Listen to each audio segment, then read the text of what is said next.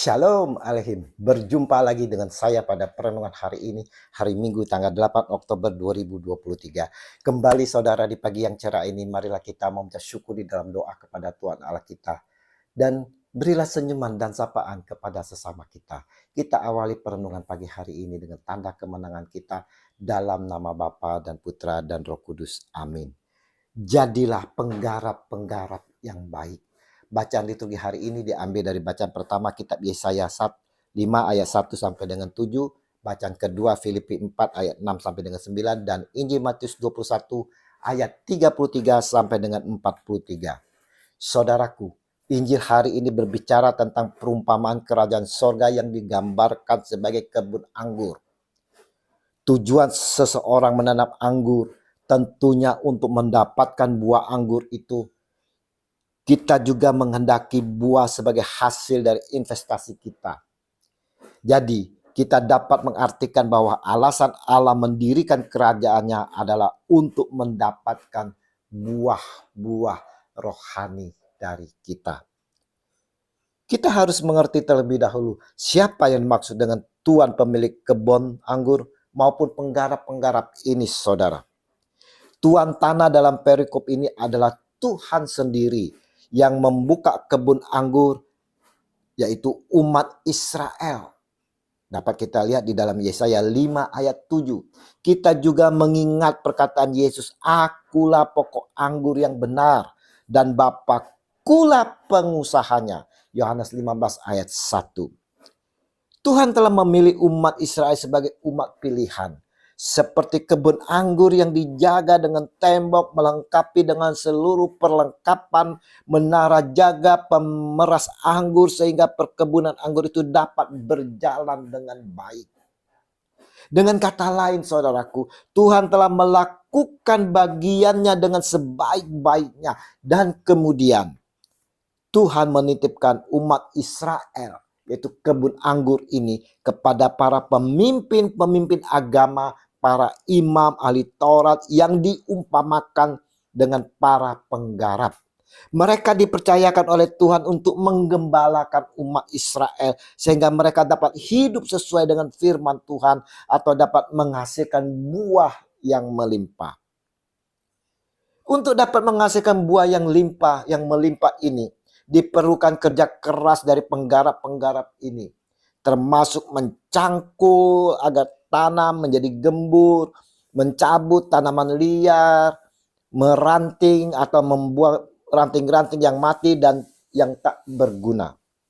Semuanya ini harus dijalankan secara konsisten sehingga pada saatnya kebun anggur akan menghasilkan tanamannya yang berlimpah. Ketika hampir tiba musim petik, ia menyuruh hamba-hambanya kepada penggarap itu untuk menerima hasil yang menjadi bagiannya. Matius 21 ayat 34. Pertanyaannya, siapakah hamba-hambanya ini, saudara?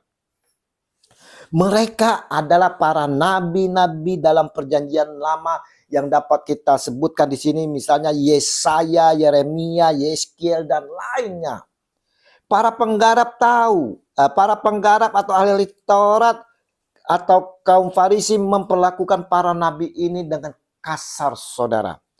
Para nabi ini dipukul, dibunuh, dilempari dengan batu. Mereka dibunuh karena mereka menyatakan kebenaran dan bahkan dengan teguran yang keras seperti yang diperintahkan oleh Tuhan. Nabi Yesaya menegur dengan keras akan dosa-dosa bangsa Israel.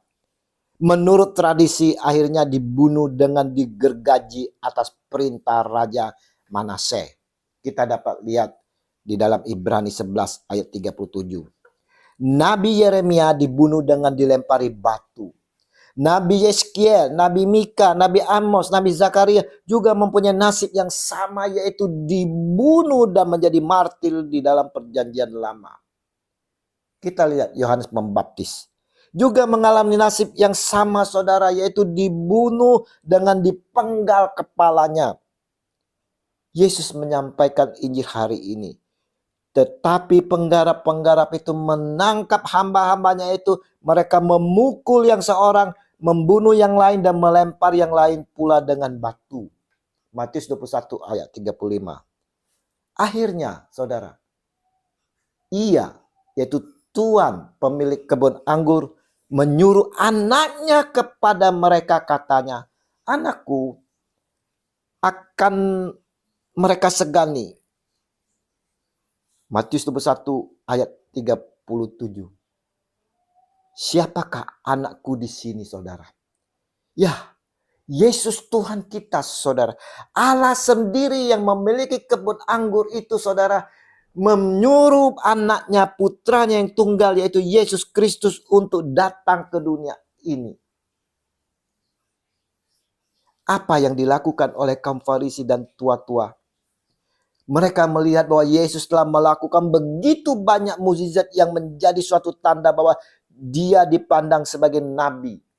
Namun, apa yang dilakukan oleh Yesus adalah lebih dari sekedar nabi. Dia mengatakan bahwa dia adalah putra Allah. Kita dapat melihat di Yohanes 10 ayat 36. Yang mampu membuat banyak mukjizat, yang mampu membangkitkan orang mati. Matius 9 ayat 18 sampai 25. Lukas 7 ayat 11 sampai 15. Dan Injil Yohanes 11 ayat 1 sampai 44. Dan bahkan mampu mengampuni dosa. Markus 2 ayat 10, Markus 2 ayat 5, Lukas 7 ayat 48. Saudaraku, menyadari akan hal ini, kaum Farisi bukannya bertobat, saudara, namun mereka mengeraskan hati dan memperlakukan Yesus dengan kejam, seperti perlakuan mereka terhadap nabi-nabi di dalam perjanjian lama. Dengan tipu muslihat, mereka menangkap Yesus, menyiksa, bahkan disalib, saudara. Bagaimana dengan kita saat ini? Kita dipercayakan oleh Allah sebagai penggarap-penggarap, saudara. Bukan saja pemimpin agama, pastor, hamba-hambanya, pendeta sebagai penggarap. Kita semua penggarap kebun anggur yang dipercayakan Allah untuk menggarap kebun anggur ini agar berbuah, saudara. Adakah kita dengan penuh tanggung jawab menggarap apa yang telah dipercayakan Tuhan kepada kita? Atau justru saudara kita sebagai penggarap yang jahat? Kita yang adalah gereja universal, gereja Katolik yang merupakan kebun anggur yang telah melengkapinya dengan kebenaran doktrin dan juga sakramen. Seperti tembok yang dipasang mengelilingi kebun anggur untuk melindungi umat Allah.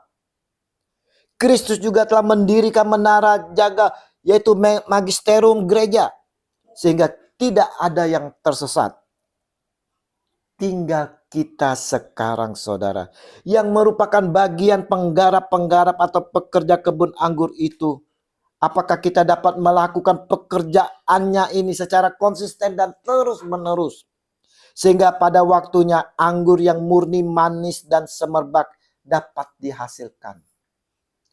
Mari saudara-saudara yang terkasih, dengan semangat api Roh Kudus, saudara, kita mau maju bersama, bergandengan tangan bersama-sama untuk menggarap kebun anggur Tuhan yang telah dipercayakan kepada kita. Kita berupaya, saudara, agar dapat menghasilkan buah-buah yang lebat dan manis, yang dapat disukai semua orang. Mari saudaraku, kita mau ambil bagian menjadi penggarap-penggarap yang baik, yang setia, taat, dan konsisten terus-menerus. Yesus Tuhan, kami siap menjadi penggarap-penggarap yang Engkau percayai.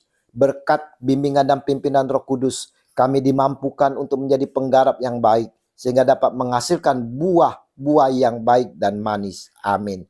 Dalam nama Bapa dan Putra dan Roh Kudus. Amin.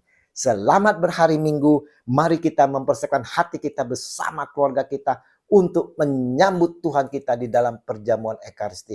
Dan terimalah perutusan karena kita diutus. Shalom.